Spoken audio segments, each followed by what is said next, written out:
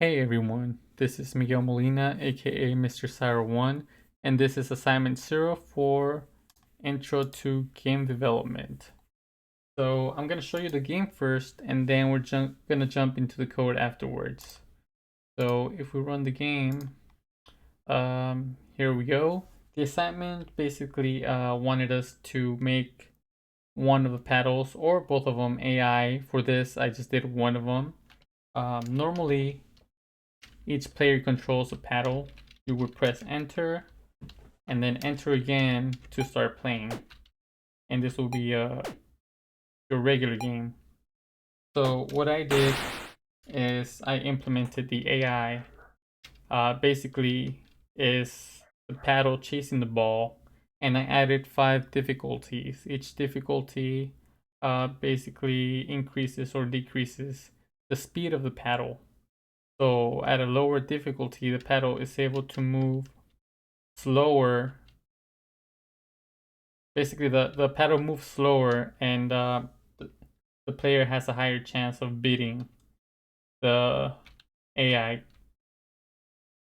At a higher speed, the paddle moves at a higher percentage, so it's able to keep up with the ball, and making it more difficult for the player to win. So I could demonstrate that right now. I'm not sure why I have two running. So let's do it again, just so I can make sure I have the correct one. And basically, if you press the number 1, as it says right here, 1 through 5 to go versus to verse the AI. So if we press 1, the AI takes control, and once we start playing, the paddle is going to move by itself, keeping up with the ball, basically having the same position on the y-axis as the ball. So to demonstrate how fast the paddle moves, I can move the paddle all the way up on the menu screen. Once I press the number 1, the paddle gets controlled by the AI and moves at the speed that the number 1 was programmed to move.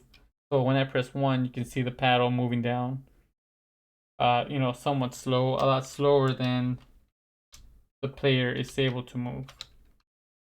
If we reset that and press number 5, the paddle should move a lot faster, making it harder for the player to keep up with the AI. So that's the game. Let's look at the code.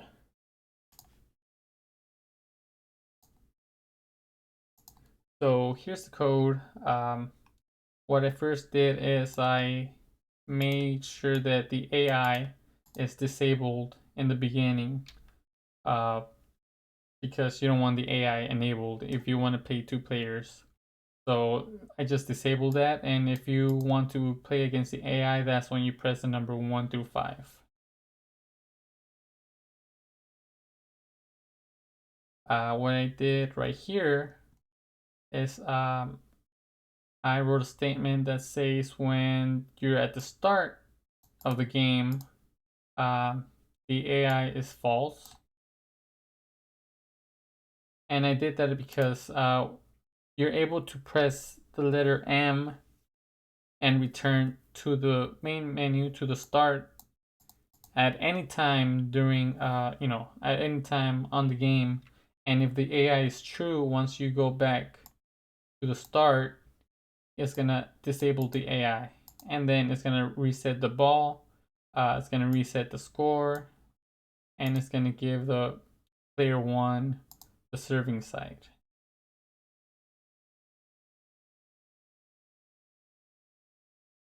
Now let's go down, and this is where basically the AI takes over. So if AI is enabled, then if the player 2, which is the paddle on the right, if it's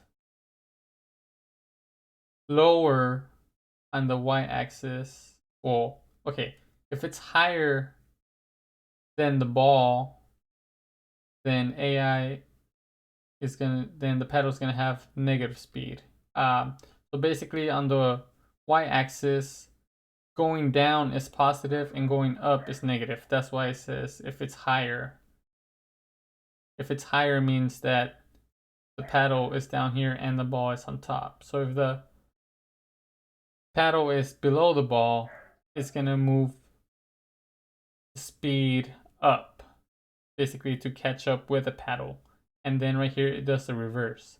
If the paddle is on top and the ball is down here on the bottom, it's gonna move the paddle down. Otherwise, the paddle is controlled by the second player, which is pressing up or down on the arrows.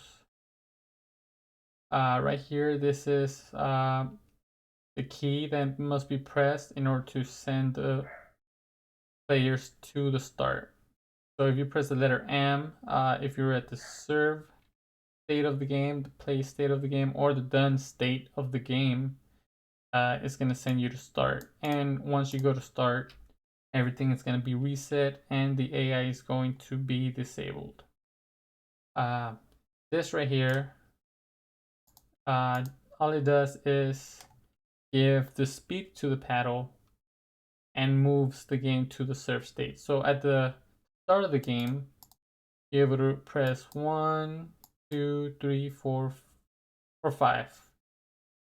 And then it's going to give the speed, which is a percentage. So this is at 45% of the paddle speed. So this is at number 1. At number 5 is at 65% of paddle speed. So it moves a bit faster on the high level.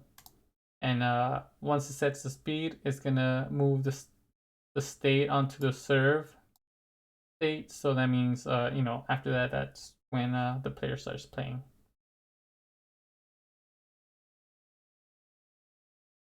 See right here, I added the AI and menu text on the start of the game. So at the start says welcome to Pong, press enter to begin. Let's see, I don't have it on right now. So let's see. So it says welcome to Pong, press enter to begin. Then I added this or choose difficulty 1 through 5 versus AI. And I also added this down here. Press M at any time to return to the menu. So that's right here. So I added this text.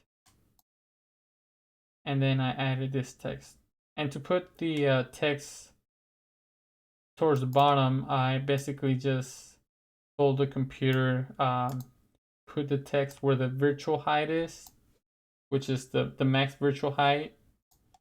And since Google calculates this, basically the height, the positive side is down here. It's gonna put it below here, and then I wrote -10. Where is it? Okay, then I wrote -10, so it moves it a bit higher.